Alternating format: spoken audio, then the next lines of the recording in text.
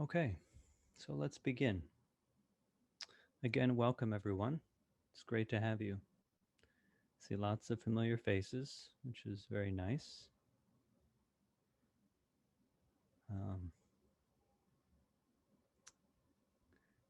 Trying to see everybody at once. Okay, here we go.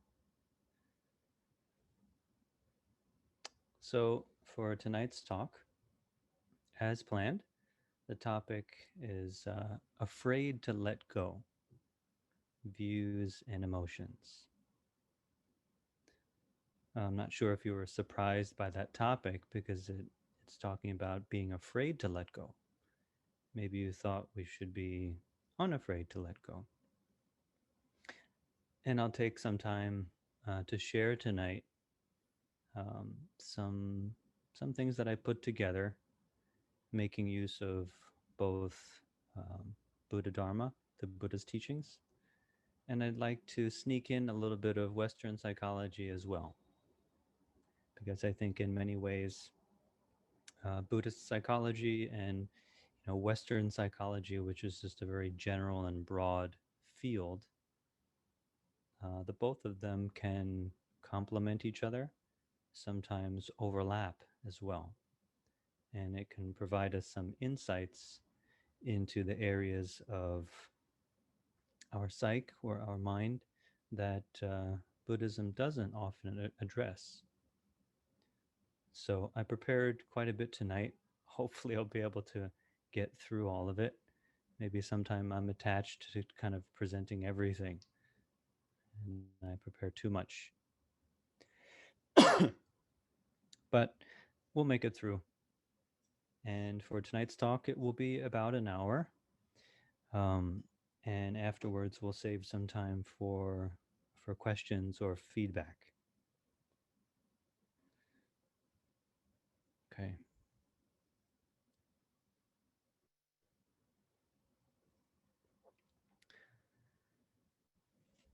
So just by looking at the crowd here and the names, the people that I recognize, I think many of you are familiar with the Buddha's teachings. Maybe some of you are listening to this talk. Maybe it's the first time listening to a talk about the Buddha's teachings, about Buddhist practice. I think whoever's listening will be able to get a clear idea of what I'm trying to present in terms of what is letting go and what is not letting go, and letting go of what, and how Buddhist practice looks at what we call attachment and non attachment. So, firstly, it may be useful just to start with some definitions. I'll present some technical things, technical terms tonight, but really try to speak in a down to earth way so that everyone can relate to this. Um, the Buddhist uh, psychology, the theory behind Buddhist psychology is very rich, very detailed, and also very technical, sometimes inaccessible. What I'm going to present tonight, I hope, is accessible, and I hope it's easy to understand. And it is a simplified presentation of Buddhist psychology and then a bit of a taste of uh, the idea of attachment in Western psychology. So, as far as Buddhism goes, the word attachment, which is used quite a lot in the Buddha's teaching, what is attachment? What does attachment mean? The English word attachment is maybe a translation of the Chinese word 执着, attachment. Um, the word used in Pali is upadana, which can be translated as clinging or attachment. That word upadana can also be literally translated as fuel. Fuel. like fuel for the fire. And I'll bring that up again in a little bit. Attachment just means that we stubbornly hold on to something in our mind.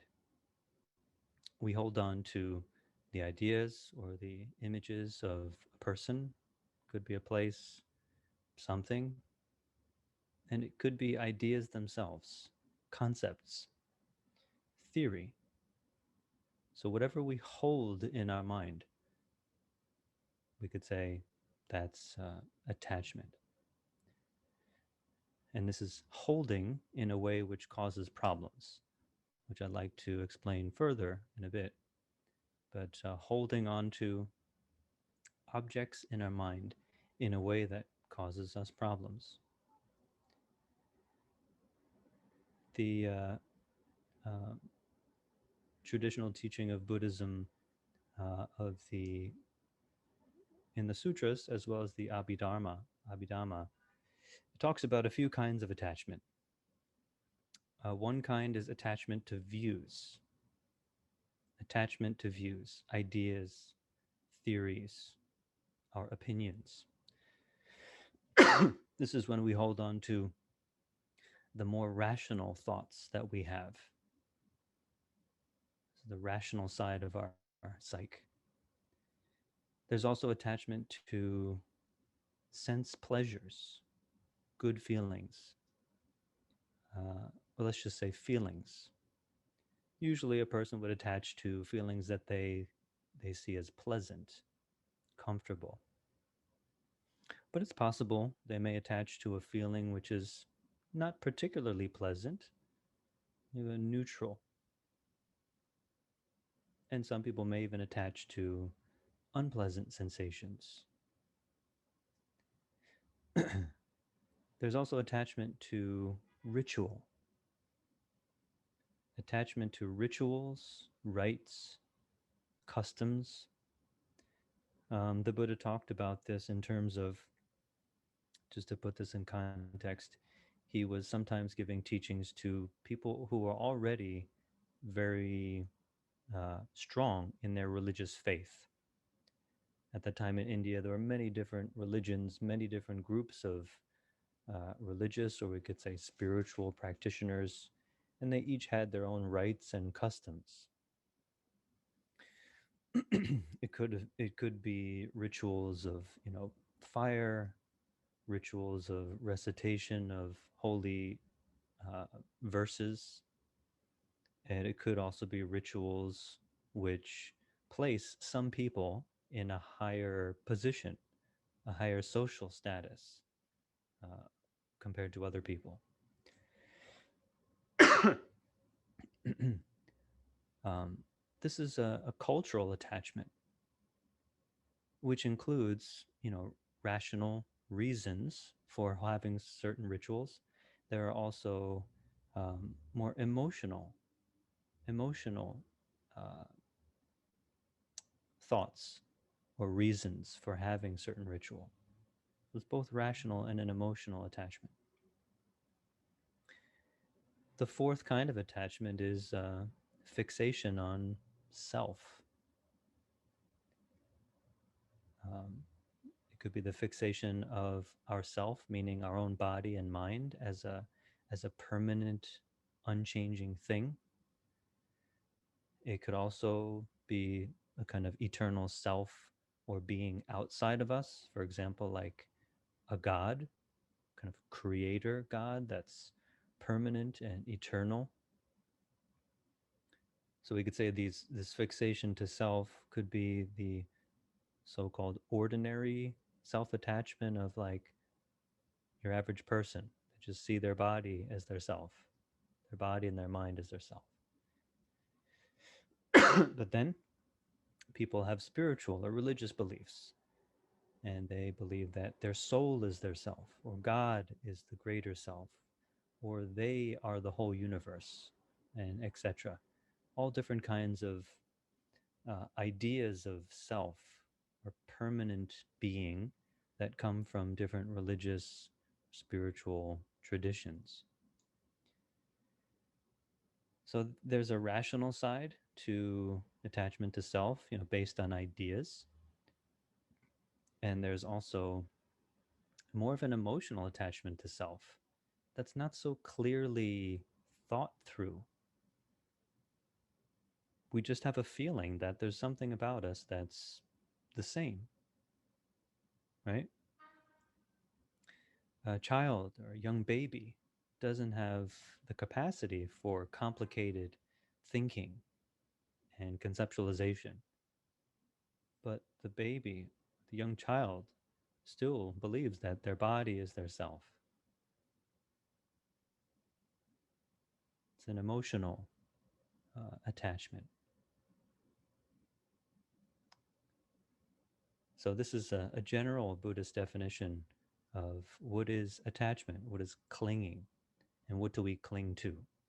Views, sensual pleasures or feelings, certain rituals or cultural customs, or the idea or feeling of ourself. It kind of covers all kinds of attachment.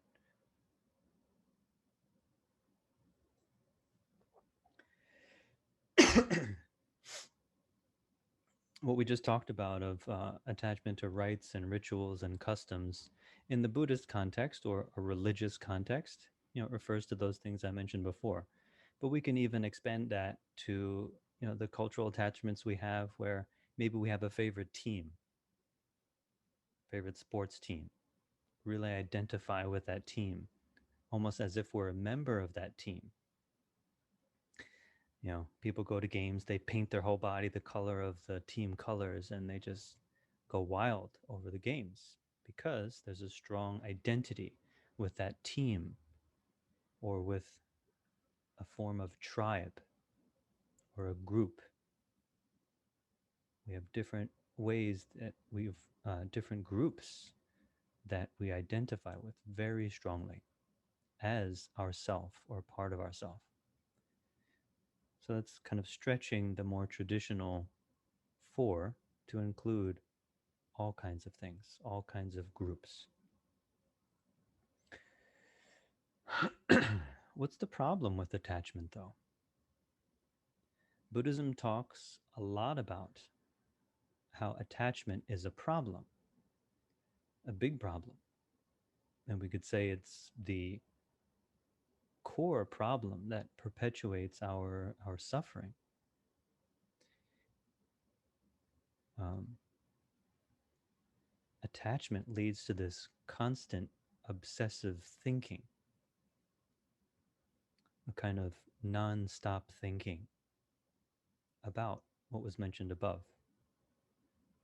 When we're attached, right? When we're attached to something, we're thinking about it a lot. We may not be thinking about one thing all the time, but if we observe ourselves, our mind is active almost all the time, thinking in a way which is trying to hold on to or possess these things that we attach to. Maybe the only time that's not happening is if we're sleeping or if we pass out, or very brief moments where we have a break from this obsessive thinking.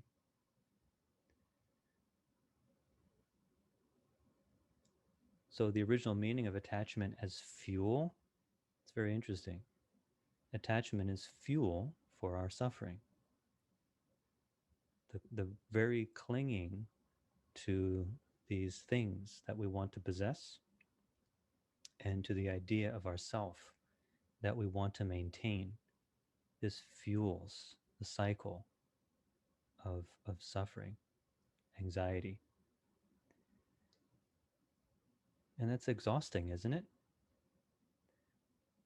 There's in the Platform Sutra the description of suffering, and the word that's more accurate is vexation, 烦恼. It's the Chinese word for vexation, which refers to specifically our mental problems and how it's exhausting. It's described as um, uh, dust almost a heavy kind of dust. A fan nao, chen lao. The vexations are described as this um, dust, which makes it difficult to breathe almost, or difficult to see. And with attachment, we have emotional agitation, right? Not only is our mind thinking almost constantly in a very obsessive way, but with this obsessive thinking, our emotions are churned. Our anger, frustration, you know, when we want something, we want to possess something really bad. We have this longing, uh, emotions of longing. It's kind of painful because we don't have it. Maybe when we get what we want, seems like we get and we acquire what we want, we have excitement. And it could be very pleasant, but it's also an agitation. It's we could say bliss or excitement that comes from attachment is agitation. And if we lose the thing that we attach to, that's also very painful. We experience sadness, we experience depression, and sometimes hopelessness. So, with attachment, there's this burdensome obsessive thinking. We have our emotional agitation, and that just makes things unclear. If our mind is so filled with these burdensome thoughts and emotions, we don't even see our situation clearly. We can't see what's happening very clearly. And we don't handle matters well in that kind of situation. Just for example, when we are attached to the idea that somebody is wrong for doing what they do, we feel that they're wrong, and we're often thinking about how wrong they are. We become angry. We could become angry or frustrated. And with that filling our mind, we don't even have any space to consider why they did what they did, or why they behave the way they do. We just see the wrongness about it and how bad they are. We have almost no capacity to try to understand the person, try to understand why things happen. And it's possible we totally misjudge the person. Maybe we don't understand them at all. We misjudge them. And because of that, we react in a way which is also harmful. The wrongdoing that we saw somebody else do, if we make ourselves angry and confused by our attachment to their wrongness, we may also do something wrong or something harmful. Wrong meaning harmful.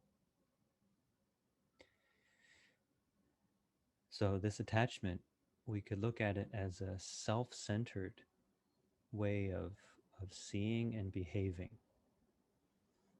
Uh, our views of things become very rigid. Our view of ourself, we become the most important thing. Because we're the most important thing, it's easy to see our own ideas as all correct. Like, I'm always right.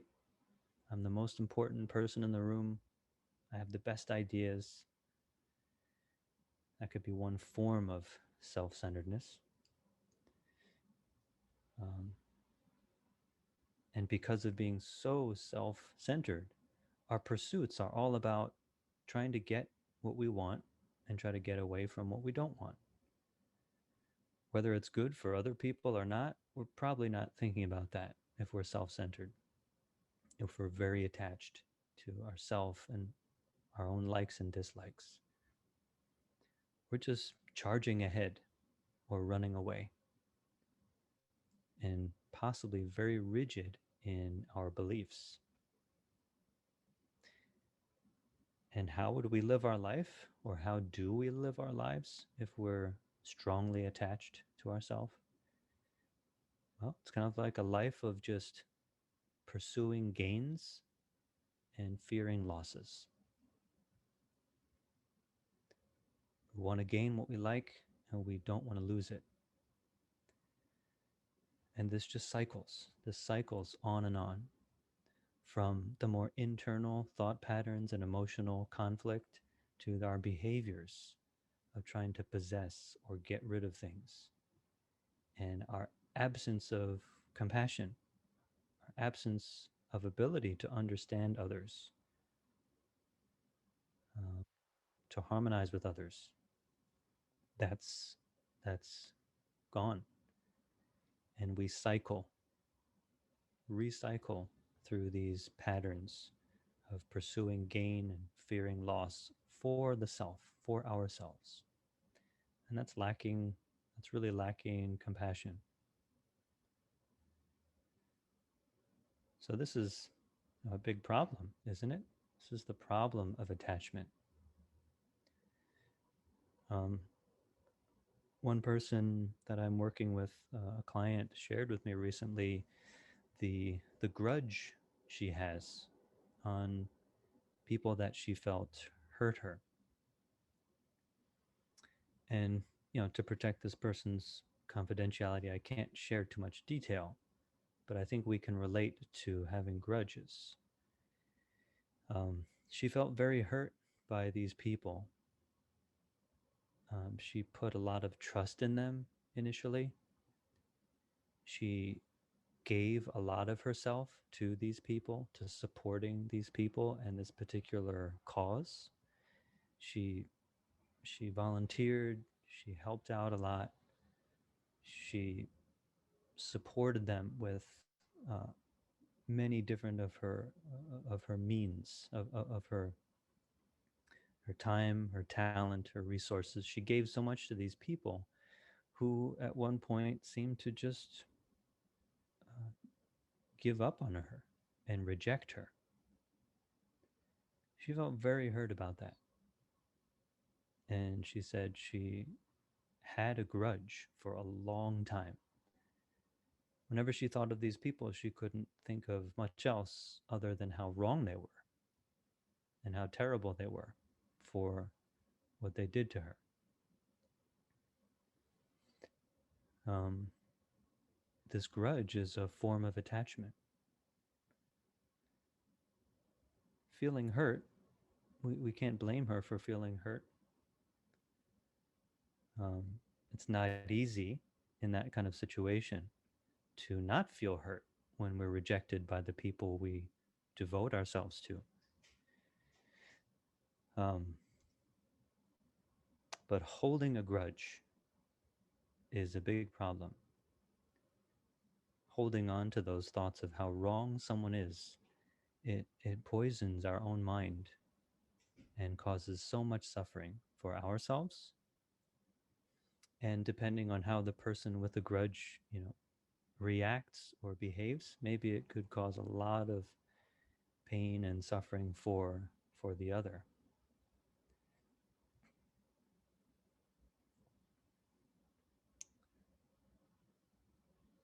So attachment is a problem.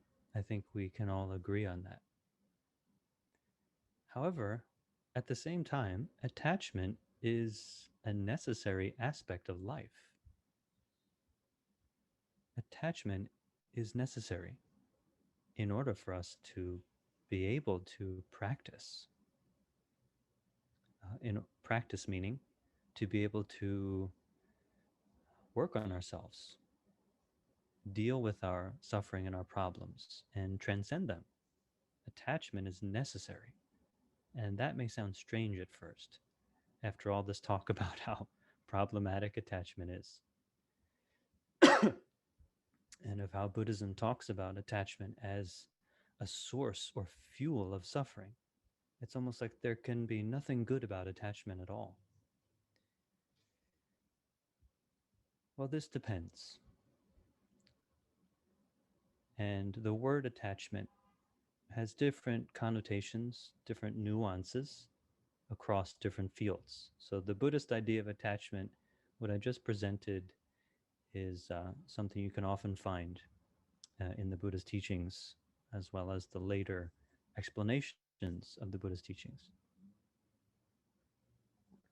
I'd like now to use attachment as presented in Western psychology, just to then relate to how attachment can be healthy and is a part of the Buddhist path of practice. Now, this may sound very contradictory at first, but just be patient. In Western psychology, there's something called attachment theory. I'm going to give a very simple presentation, but attachment theory in Western psychology, um, in one context, has a different meaning. Attachment, we could look at it from Western psychology as an affectional bond between a child and their caregiver. So, affection, this bond or affection between a child and their caregiver, the child and the parents, or the child and whoever is raising the child. There's a bond there, very deep bond. We could also see this as the affection with the bond between adults as well. But for today's purpose, I'll just focus on the child and caregiver attachment relationship. We've all been children, so we can all relate to this. As a child, we seek security, right? We seek stability, security, and safety as a child. And just think of like when you were crossing the street um, with your parents or your big brother or sister, whoever was caring for you. What would you usually do when it came to the street? Or when you came to a place where there were lots of other people where you felt a little bit insecure? What would you do? You could use body language to show me. Yeah, we try to reach out and we reach for their hand. We want to hold their hand. This little tiny child hand reaching for the big adult's finger sometimes. You can only grab the finger. The child looks for security in the caregiver. They look for security and affection. Sometimes the child will get it. Sometimes the child won't. Sometimes there's a mix. Maybe some children are lacking that security from the caregiver. They feel they almost don't have any. Um, from this attachment theory, there's different ways that the children learn to relate to the caregiver based on the way the caregiver treats them. So, for example, if mom and dad, let's just say mom, for example, if mom is always there for the child, always there to hold their hand when they cross the street, or when the child feels afraid, to console them, uh, maybe educate them, or when mom is always there patiently, even just to listen to the child, or if the child is crying and the caregiver is there, patient, and okay with it, not yelling at or scolding the child, but just there and take care of the kid. The child feels very comforted. They feel very secure around this caregiver. Most likely, if that child has that kind of secure attachment, they grow up feeling secure in themselves. Not necessarily, not always. There are a lot of people in the child's life that provide either a sense of security or insecurity. So this is kind of an oversimplification, but you get the idea. When the caregiver provides security, the child feels secure. If the caregiver sometimes provides security and comfort, sometimes doesn't, maybe a long period of time The parent could be upset, and when the child goes to see mom and dad, all they see on the faces of mom and dad are, frowns, angry face, or even silence, kind of heavy silence. But then maybe a day later, or a couple days later, everything is fine, and mom and dad are like, happy, everything's great, the atmosphere is comfortable. That child receives a mix of sometimes security, sometimes insecurity.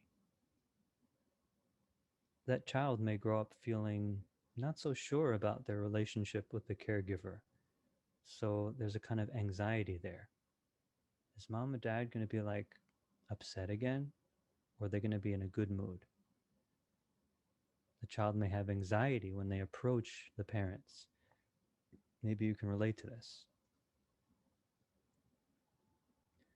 That's the second kind of attachment, this anxious, unsure, anxious, ambivalent attachment, it's called. Then there's another form, which is when the caregiver is pretty much most of the time not reliable, does not provide safety or security, and makes the child feel actually not good, not cared for. The child will often develop this distance from the caregiver. They just don't want to be near mom and dad because it's just too much trouble, too much pain, discomfort. So the child will try to keep a distance. There's an anxiety there because they don't want the caregiver to be close. Um, this is called an anxious avoidant attachment. Pretty much most of the caregiving is unpleasant. That child may grow up feeling very distant, not only from their caregiver, but may grow up feeling distant from other people. And because in their experience of relationships, people are not trustworthy, they're not reliable, and they don't provide security. So a person may grow up distant from other people and find it very difficult to be in close relationships. And they may find it even difficult to be in relationship with themselves, just to deal with their own feelings and thoughts and be alone uh, is difficult. Later on, there was a fourth category that was uh, described as disorganized, where a child just doesn't know what to make of their caregiver. Maybe sometimes there's security, sometimes not, sometimes it's very violent or oppressive. The child can just be, they don't know what to make of their caregiver, and they don't know what to make of relationships or people in general. And that person can grow up having a very difficult time relating to anyone. They just don't know what to make of people. It's so unpredictable. This is, in terms of Western psychology, this is the development of a secure and stable sense of self and sense of relationship. This begins with being a child and being cared for or not. Um, we could look at it as four categories. That's just an idea. It's a kind of spectrum of feeling either secure or insecure, feeling stable or unstable, feeling that people are trustworthy, loving, or not trustworthy, unloving. Spectrum of this. Looking at attachment in this way, we can see that we develop based on attachment. We develop our sense of self, our sense of stability and security as adults based on attachment, based on the reliability of our relationships. Earlier on, it's caregivers. Later on, it's just how we relate to other adults. We still develop and form a sense of self and security as adults.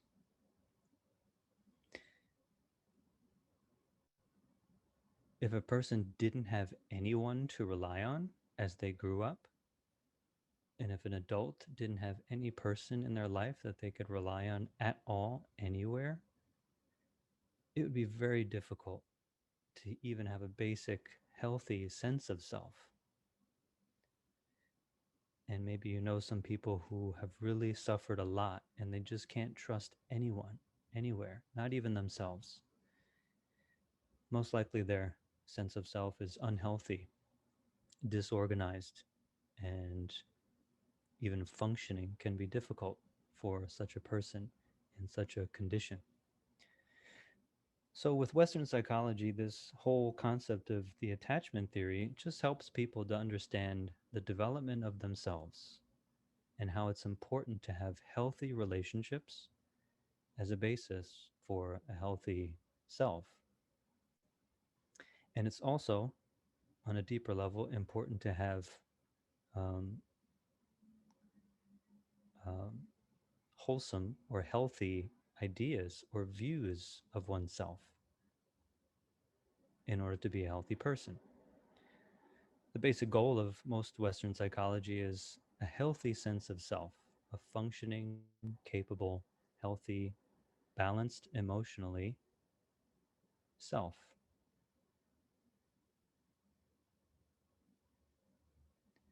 But what does this have to do with Buddhist practice now? Do we hear the Buddha talking about all this kind of stuff?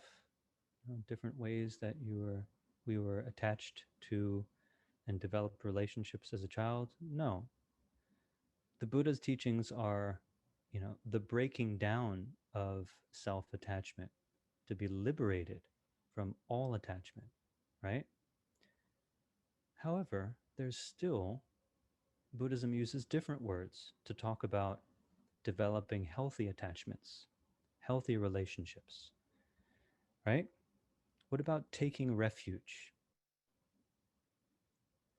Consider that. The Buddhist idea of taking refuge, gui yi, or which means to rely on basically the Buddhist tradition as a support for a healthy life. The three treasures of Buddhism are what? The Buddha, Dharma, Sangha, which referred to the historical Buddha as well as our own nature, our own Buddha nature, or our own capacity to be wise, to be compassionate. Dharma refers to the teachings left by the Buddha and these generations of teachers. Dharma also just refers to reality,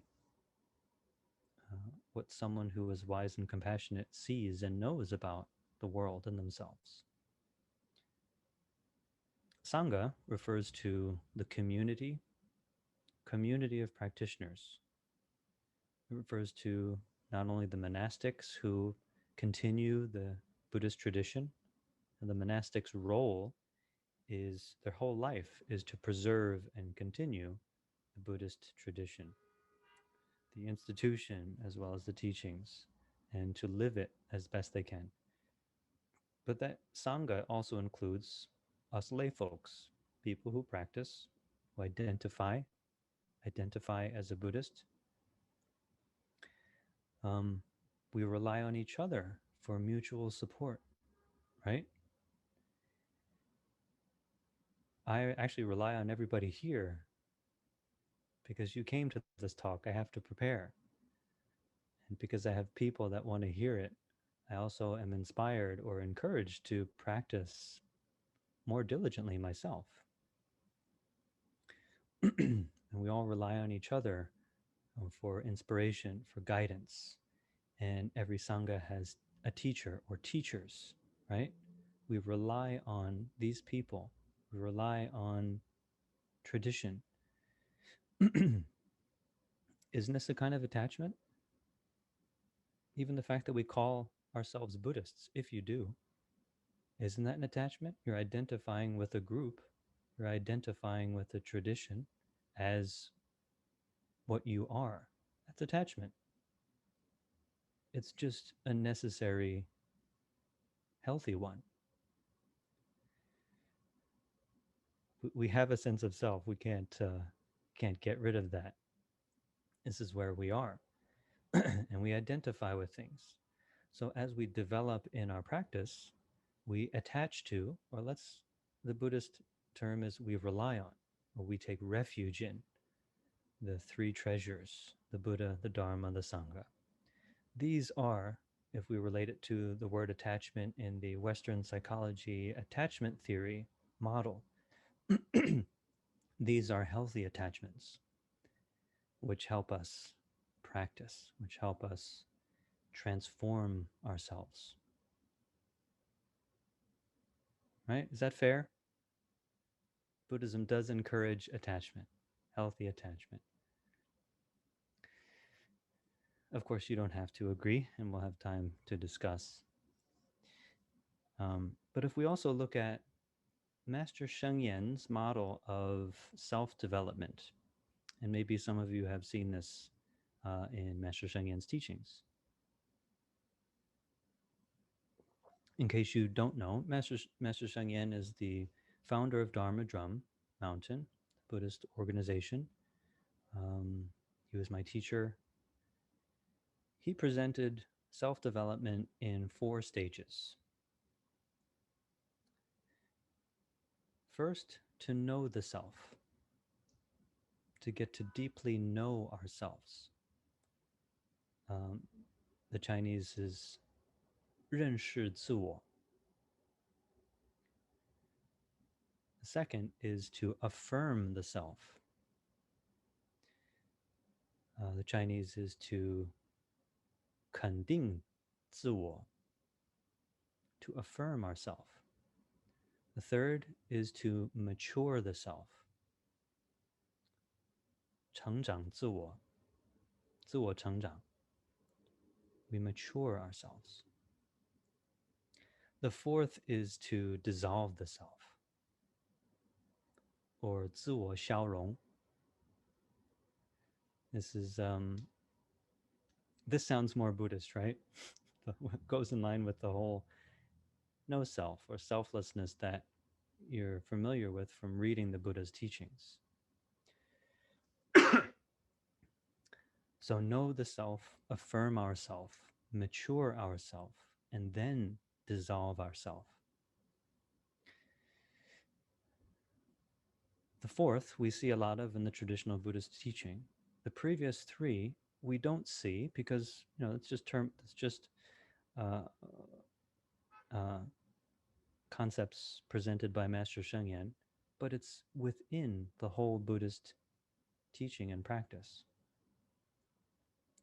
For example, the precepts, Buddhist precepts, are clearly based on a self and others and how to relate to others. What we should do, what we shouldn't do, what's harmful, what's helpful. Kind of clear guidelines of how to live an ethical and healthy life. That's part of knowing ourselves, affirming ourselves.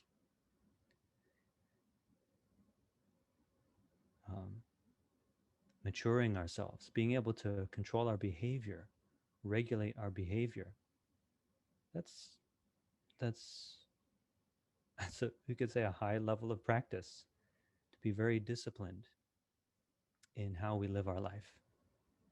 Sometimes precepts maybe doesn't seem so profound or so deep.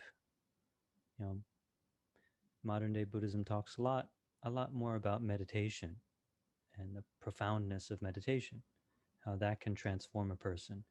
But just living an ethically stable and healthy life, being able to discipline ourselves and not be carried away by our desires or our aversions.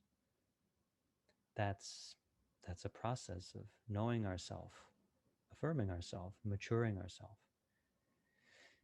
For example, in the process of regulating our behavior, we start to know what problems we have.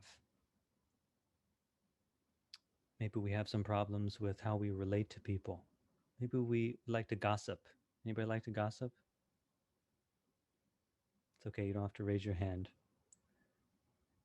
Maybe All of us like to gossip, maybe just a little bit. Is that fair? Sometimes it just feels good to talk about how naughty somebody else was. We talk about other people and like we feel good about, and it's kind of funny. Like, why do we feel good? We feel good because maybe we're not as bad as they are and how bad that was, that thing they did. And we kind of feel good. And sometimes it's exciting because it's like the bad thing was so bad. Just got to talk more about it. um, if we take up a discipline of not gossiping, we first may discover how much we do like to gossip or to talk about other people's wrongdoing. Affirming the self. Affirming the self could be just recognizing that, yes, I have this issue, but I'm committed to not falling into that trap.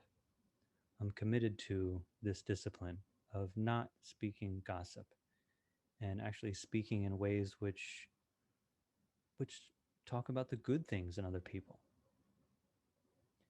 Maybe we start to, when we hear gossip, maybe we have the inclination to kind of jump in, but we relax and reserve that thought and we say, well, yeah, maybe they were just struggling. Kind of throw in a bit of compassionate thought and kind of present that to the people gossiping. Yeah, maybe that was pretty bad, but who knows what they're going through, right? That's affirming ourselves and committing to our practice. We're starting to transform,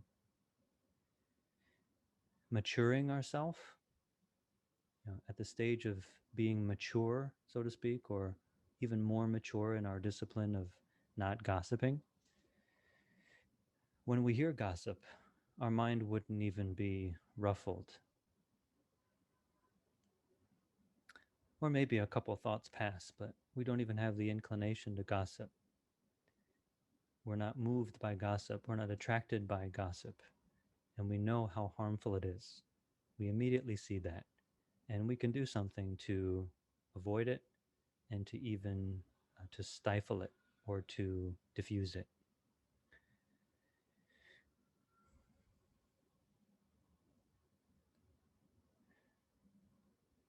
Okay, so these are the first three. Using gossip as an example of just self discipline.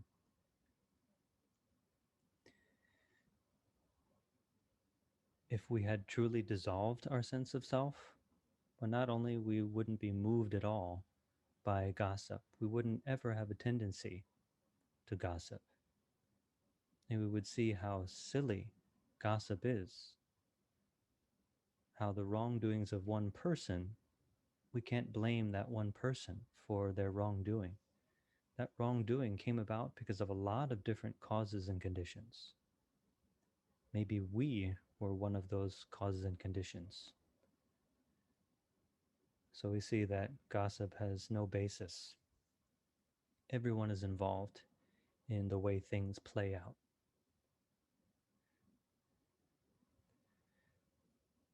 If we look at this process from the perspective of meditation, sometimes Master Sheng Yen would describe this process of self development, um, looking at the process of meditation.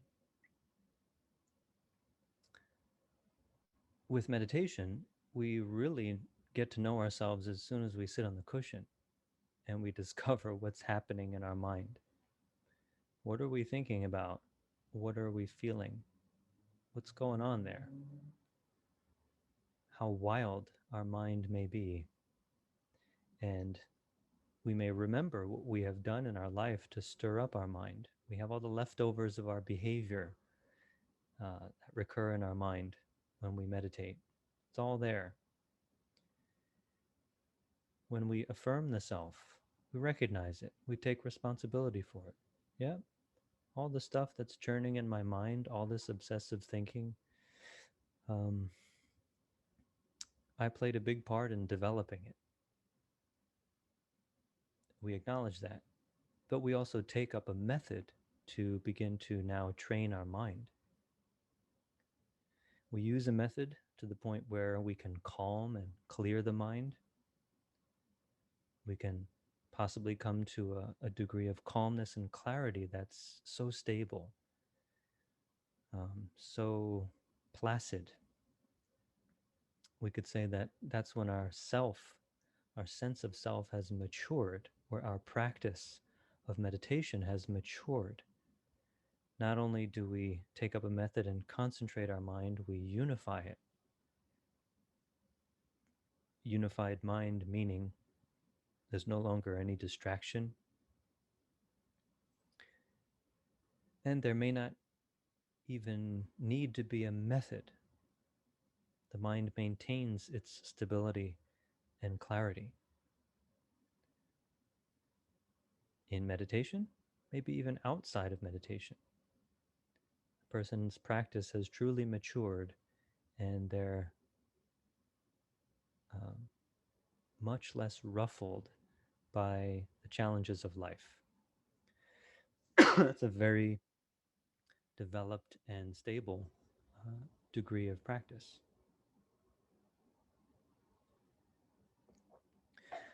When the self is dissolved, that stability becomes, we could say, unconditioned. If a person has truly dissolved their sense of self, their mind is not, we don't say the mind is unified because the attachment to thought or the attachment to the mind itself is gone. So it's stable, it's clear, but it doesn't even depend on some kind of state. A person who's truly selfless can indefinitely be unshaken by whatever they encounter because the sense of self is not there to be shaken. The unified mind still has this consistent, ongoing sense of self that could be shaken if the situation is strong enough, or we can say challenging enough. If the self is absent, if that attachment to self is not there, it's like burning the sky with a torch. An analogy was used in the sutras. You can't burn the sky with a torch. There's nothing to burn there. So the challenges of life don't shake the mind of a selfless person. The arhats, the so-called liberated practitioners during the Buddha's time, were described as unshakable. So this is self-development. This is developing oneself first by recognizing um, the state of our body, the state of our mind, relying on a community or people who are supportive, relying on teachings and methods that are supportive, relying on our own sense of self, trusting ourself that we can practice, we can reduce our suffering no matter how great, that we can even go beyond this problem of suffering and confusion. That's all a form of attachment, stable, healthy attachment, to the point where we can then let go. Now, the topic of tonight's talk was all about letting go and being afraid to let go. Um, the practice involves gradually seeing and letting go of our first unhealthy attachments, all the ideas and thoughts that we cling to that generate anger and craving and confusion. We let go of those. All the while, we're holding on to the wholesome, the healthy thoughts, the healthy relationships, and our method of practice. We hold on to a method of practice. For example, focusing on our breath, that's an attachment. We attach to one thing so that we could let go of everything else. We attach to one object of mind, could be the breath, could be something else, an image, recitation. We attach to one thing to let go of all the other things so the mind is not confused.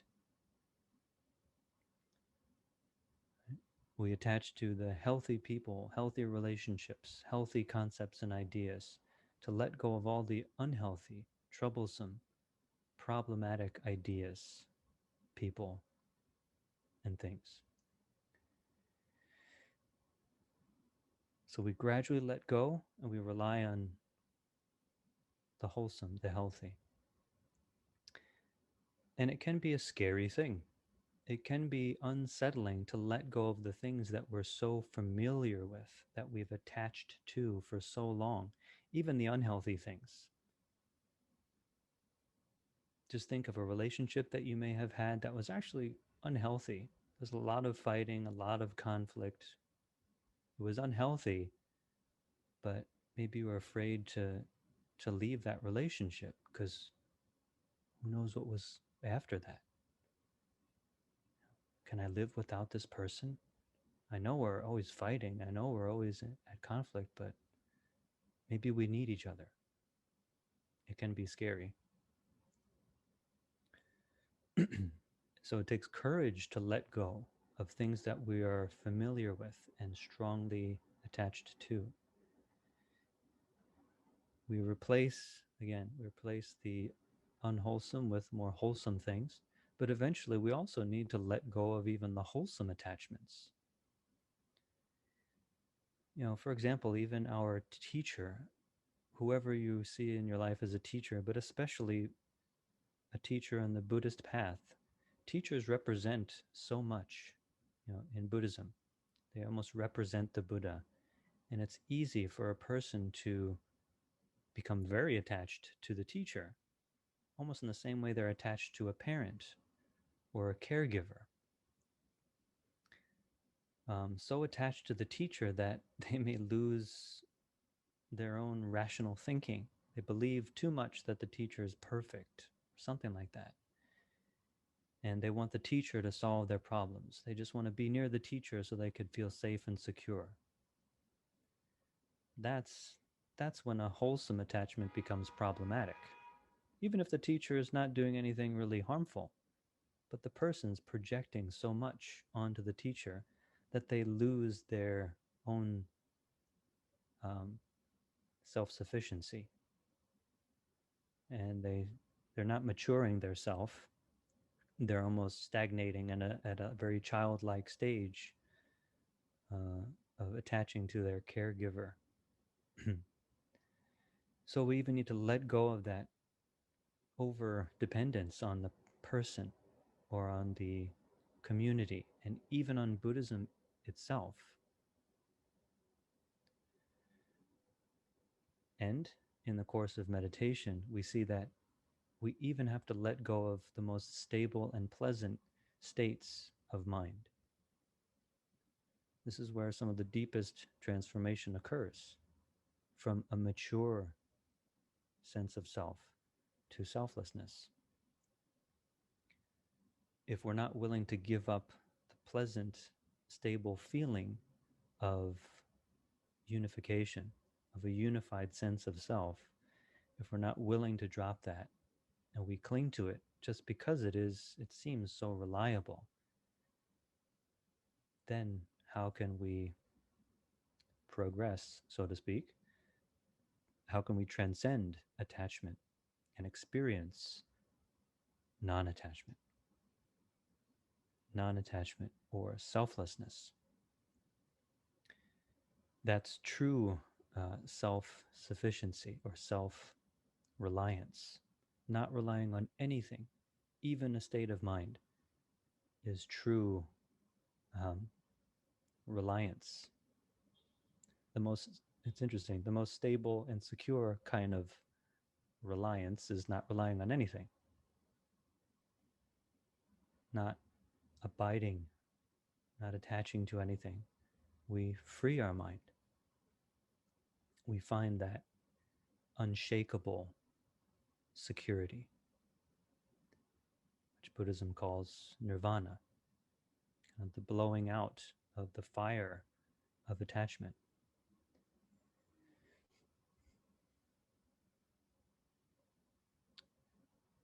this couldn't happen unless our attachment was first stable. So, just to emphasize again, it's a process of self development.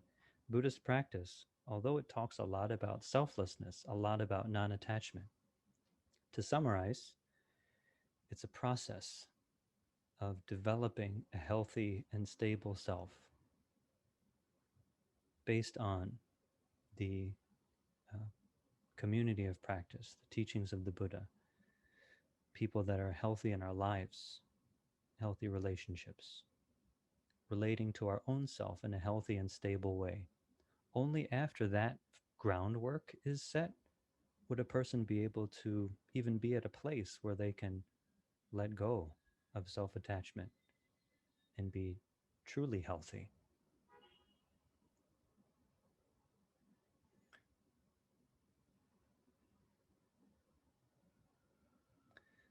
So I know I'm over time here.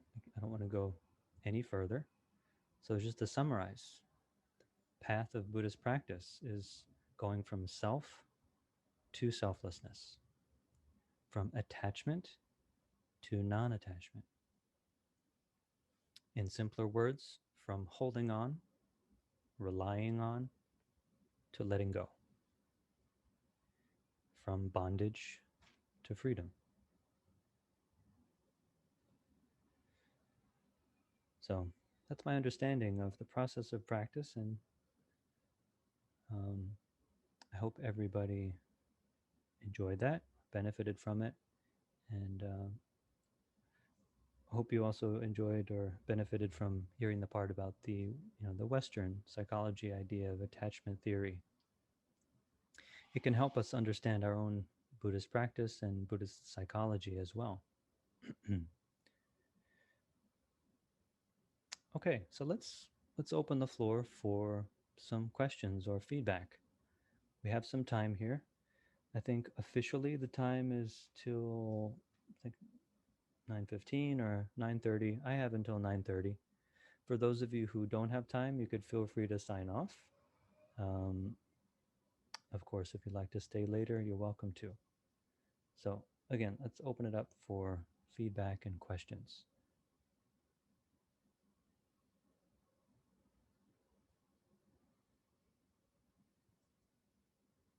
So feel free to just unmute yourself. I think you should be able to do that, right? Or you can ask to unmute.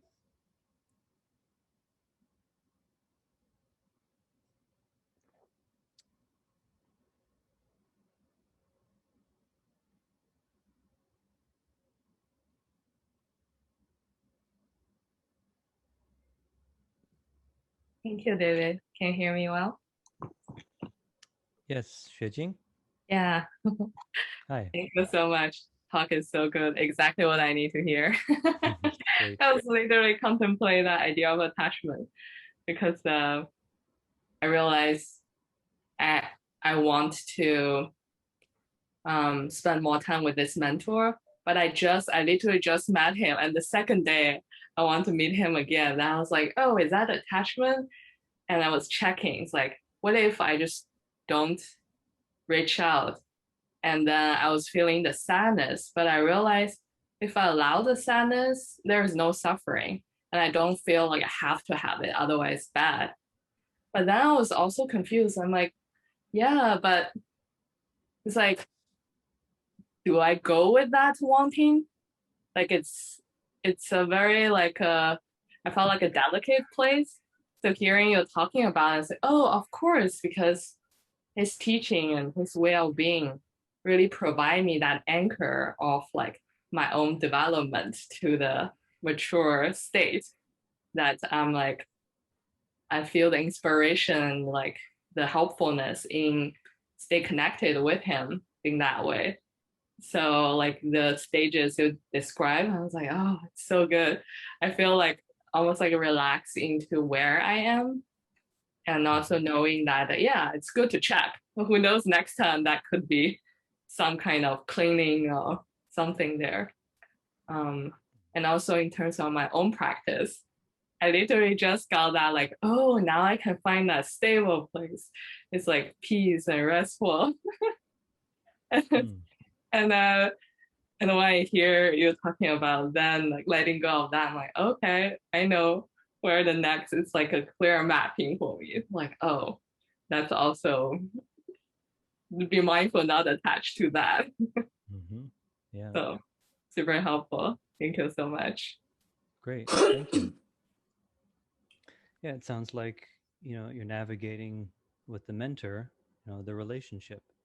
In one sense, you rely on this person because they provide you with that healthy security and guidance, but it can be tricky if become over dependent. We have to be careful. Sounds like what you were saying. Yeah. Well, to me, it's almost opposite. I'm too careful about being attached to him. I was not allowing Oh, the like okay. natural inclination of like understanding that just my stage. And it Mm-hmm. was not, I was doubting it too much, basically. I almost Mm. went to like avoidance or detached, arbitrarily trying to stay my own individuality. So in some way, I get the comfort of I checked that it was not that unhealthy attachment, but I was not allowing the healthy attachment. And we both are clear it's not like I didn't put him on the like the God kind of way. We were very clear about he's the pointer helped me to like go through to the next stage. So I Mm-hmm. felt like the opposite. I got more comfort about where I am, and Mm. it's okay. Yeah. Okay, good. Yeah. It's an ongoing Yeah. journey. Relationship with the teacher, mentor. Yeah. Okay, thank you for sharing. Anybody else? Did I hear somebody else chime in? David, can you hear me? Yes, I can hear you. Let's see if I Yeah, can see you. it's just would sharing of geopolitics opinions from different people with friends consider gossip? I'm sorry, could you say that again? I'm not sure I It, understood. would the sharing of geopolitics opinions from different speakers amongst friends be considered gossip? Oh, sharing political opinions. Sharing political opinions of other people?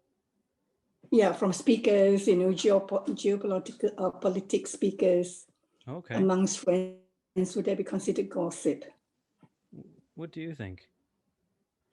I don't know because, on one side, I think it could be gossip, but on the other side, I feel that one shouldn't be like be staying under a coconut shell and not know what's happening around us. Mm-hmm. So it's important to understand different political views, right? Right. Mm-hmm. But would it be Yeah. considered gossip though? Mm-hmm. Well, what is gossip?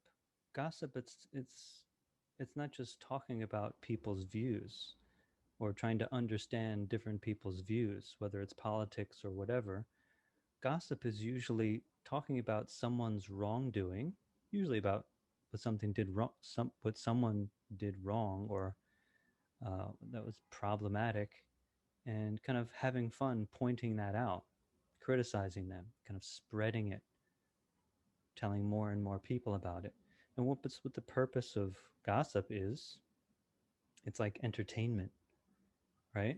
It's not for the purpose of understanding. Gossip is just basically entertainment, where it sounds like what you're saying is just trying to understand different people's views, especially if, we're going to vote. We just had a vote here.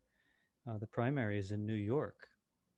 I wanted to know more about these candidates' political views before I voted. I wish I had more time to have conversations like that.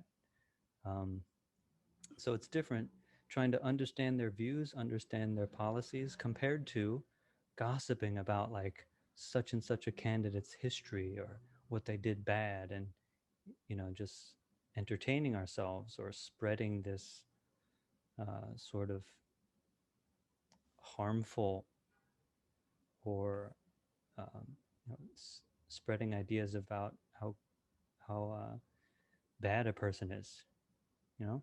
So can you see the difference? Understanding versus entertainment? Yeah. Yes. Okay. Thank you. That's how I see it. At least I don't feel so guilty now. Yeah. Why feel guilty when you're educating yourself? No, I'm not educating. I'm talking about sharing with people, because some of the views are so, blatant lies that, I feel that, I need to get this out because they're just spewing lies. Oh. So is it more of an emotional release for you? Maybe. Well, that sounds a little different.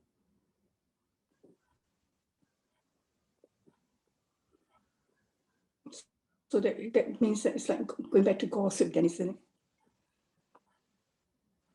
Well, what do you think? If you're not saying those things to try and understand or spread understanding, but more of like releasing your emotions and your unhappiness about something, is that really helpful or is that harmful?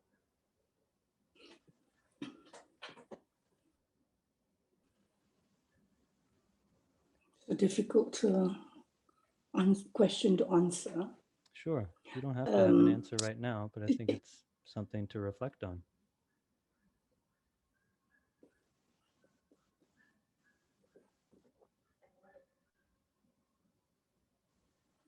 How about you reflect on that one? We'll save some time for the other folks' questions or feedback. I think it's a Thank great you. question, but Thank something to you. reflect on. Yeah. Thank you. Thank you. I have a question. Can you hear me? Yes. Hi, David. Sarita Hi. here. Hi, Hi. Sarita. Hi. So, from whatever I've understood of attachments, they come from very deep-seated subconscious emotions that usually we bury inside or we're not aware. And so to let go of it, how do you even bring it to your awareness without, being frightened about it and then let it go? What is the process here? So, how to bring up some of these attachments which may be hidden and Yes. how to deal with them? Yes. That's a great question. In terms of the process of practice, we first need to stabilize the mind. So if our mind is scattered and distracted, yes, we're going to be able to see, a certain degree of attachment, but it's most likely superficial ones. Mhm.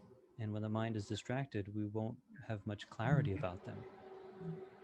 So firstly, it's important to establish a very stable, calm, clear state of mind. And that depends on using a method consistently, sometimes temporarily forgetting about any kinds of these deep and bothersome attachments and just emphasizing calmness. At a certain point, um, sometimes very naturally, some of these deep attachments just show up because our mind now has space. When the mind isn't distracted and busy, it has space, or there is space for some of these more deeper attachments to naturally surface. That could be in the process of sitting meditation. It could be in the process of daily life, where we may encounter a person, even our family member.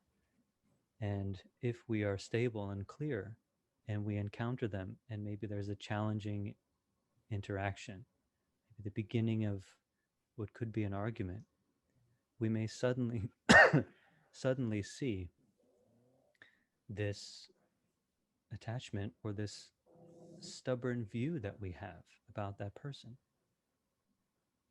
If we're stable and clear and we see that, we can let it go. If we're not stable, we're not clear, we won't see it. It will just turn into an argument, or it will just recycle, and, the usual pattern will play itself out.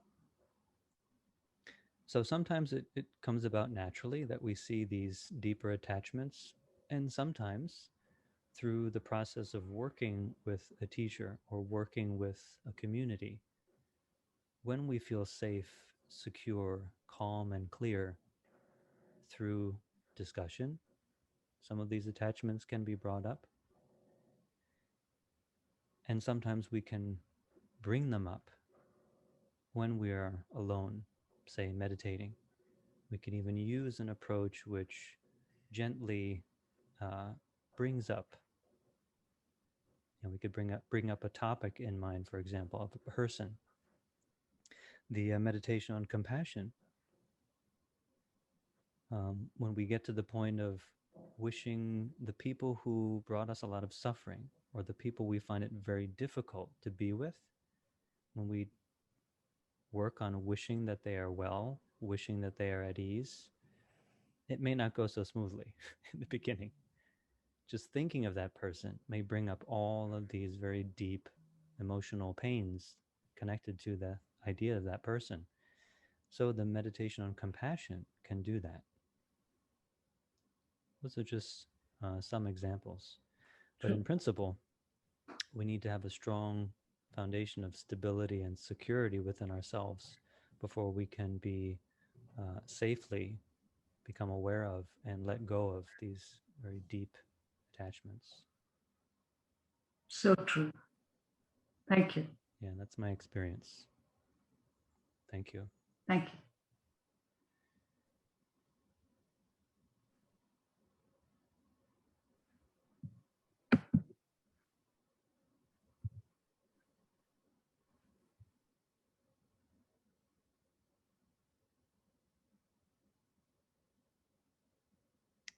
Any other questions or feedback?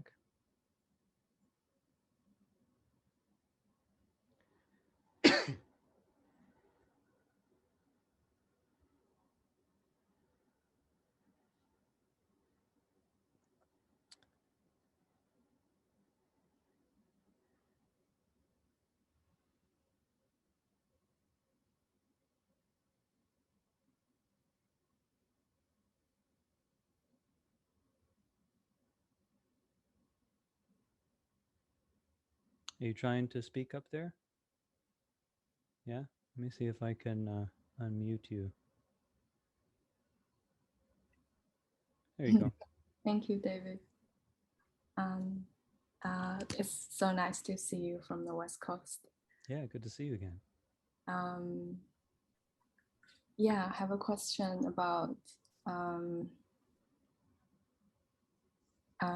like, is there a cognitive reason for like why we need to establish like a healthy, good, stable attachment before we reach the non-attachment or dissolve ourselves stage? Because when I hear you describe that progression, I feel like from my gut, I can understand it. But I feel like if I try to explain your lecture to my boyfriend, he'll challenge me about that. He'll challenge me to like provide him with some, you know, like a more reason for like why we need to do that. So I'm just wondering about that. Yeah. I mean, I don't know if we can expect to convince other people, especially if we don't have a solid understanding yet ourselves about something, about this topic in particular. I almost want to say, if we go in with the intention of trying to convince someone about something, you know, I don't know if that will work even if we're very well versed in something. But to practice ourselves and to try to understand this and experience it and live it, your boyfriend or whoever will see the change in you.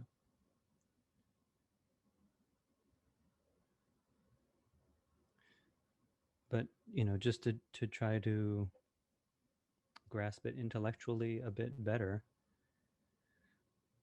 just think of if you're in the ocean and you can't yet swim, and there's nothing to hold on to.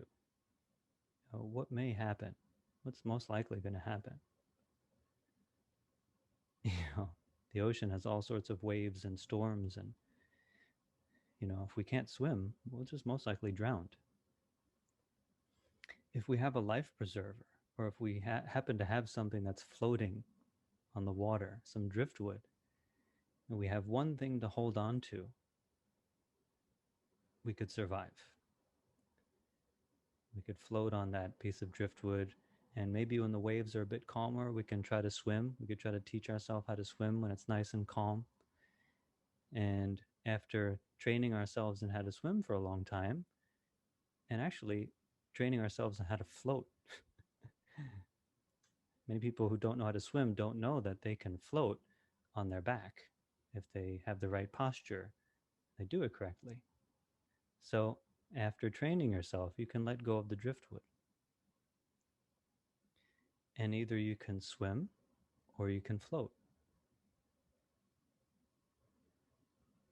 Maybe that's a sort of visual analogy to understand the process of how in the beginning we need at least something, some people, some things to rely on to have a secure self before we can truly be emotionally independent and psychologically independent, unattached.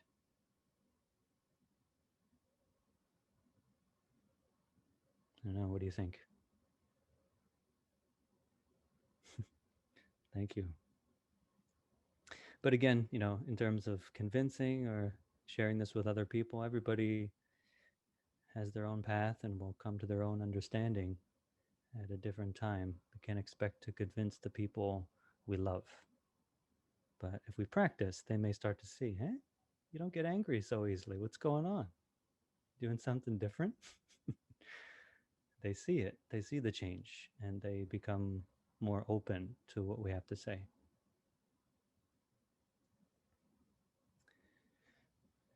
I think on that note, it's just about 9:30. It's close to my bedtime.